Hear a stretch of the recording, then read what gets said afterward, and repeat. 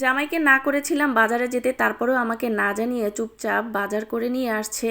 তো দেখি বাজার থেকে কী কী নিয়ে আসছে। মুরগি দেখা যায়, দেশি মোরগ, আর চামড়া যেহেতু এনেছে এগুলো সম্পূর্ণই দেশি মোরগ। আমাদের বাসায় মুরগি আনা হয় না, আমাদের বাসায় হচ্ছে দেশি মোরগ খাওয়া হয় বেশি।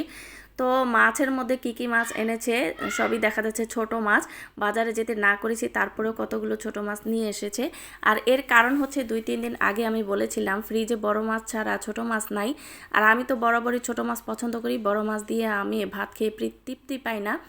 তো আমি বলেছিলাম যে শুক্রবারে বাজার থেকে কিছু ছোট মাছ নিয়ে আসতে। তো সেই কথাটা ভোলে নাই, কিন্তু সকালবেলা আমার শরীরটা একটু খারাপ ছিল, একটু কোমরে ব্যথা, বলেছিলাম আজকে বাজারে যাওয়ার দরকার নাই। কিন্তু আমাকে না জানিয়ে আমি রান্নাঘরে ঢুকেছি, এইদিকে বাজারে চলে গেছে, অল্প করে মাছ নিয়ে এসেছে। আর হচ্ছে মোরগ ছিল না ফ্রিজে, কোনো মুরগিই নাই। তো দেশি মোরগ নিয়ে এসেছে, আর মোরগগুলো বেশ বড় বড়, মোটা সোটা, একেবারে মাংস ভরা।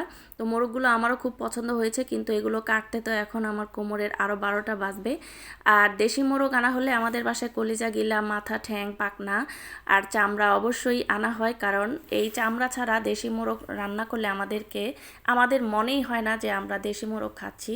মানে চামড়া দিয়ে মাংস রান্না করলে একটা সুন্দর ঘ্রাণ পাওয়া যায়। তো আমার অ্যাসিস্ট্যান্টকে বসিয়ে দিয়েছি মাছ কাটার জন্য, আর আমি একটু সকালের খাবারটা খেয়ে নেই। আমি সকালবেলা ঘুম থেকে উঠে গরুর মাংস আলু দিয়ে ঝোল করেছি, আর সাদা পোলাও রান্না করেছিলাম, সেটাই খেয়ে নিলাম। আর আমি কিন্তু মোরগ বেশিরভাগ সময়ই কেটে প্রসেস করে তারপরে ফ্রিজে রাখতে চেষ্টা করি, কারণ রান্নার সময় মোরগ কেটে ধুয়ে প্রসেস করা অনেক সময় ঝামেলা হয়ে যায়। তো আমি কিন্তু এই মোরগগুলো 4 পিস করে, রোস্টের পিস করে এইভাবে ধুয়ে নিচ্ছি। এতে করে বেশি সময় সুবিধা হয় কি, যে ছোট ছোট পিস ধুতে অনেক বেশি সময় লাগে। অনেকে আমরা কি করি, মোরগ বা মুরগি প্রথমে ছোট ছোট পিস করে কেটে তারপরে ধুই, একটা একটা করে পিস তুলে তুলে ধুইতে আমার কাছে অনেক সময় লাগে আর বিরক্ত লাগে। সেই জন্য প্রথমে আমি মোরগটাকে এই ময়লা ঠয়লা ছাড়িয়ে 4 পিস করে, বড় বড় পিস করেই আমি ধুয়ে পরিষ্কার করে নেই। মোরগের গায়ে আঁশ পাখনা অনেক কিছুই থাকে, সেগুলো একেবারে ক্লিয়ার করতে অনেক সুবিধা হয়, বড় বড় পিসগুলো ধুতে বেশি সময় লাগে না।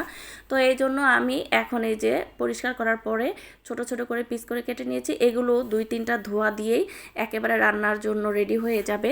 তো এই তো আমি 4টা বড় বড় মোরগ আমি 4 ভাগ করে নিলাম।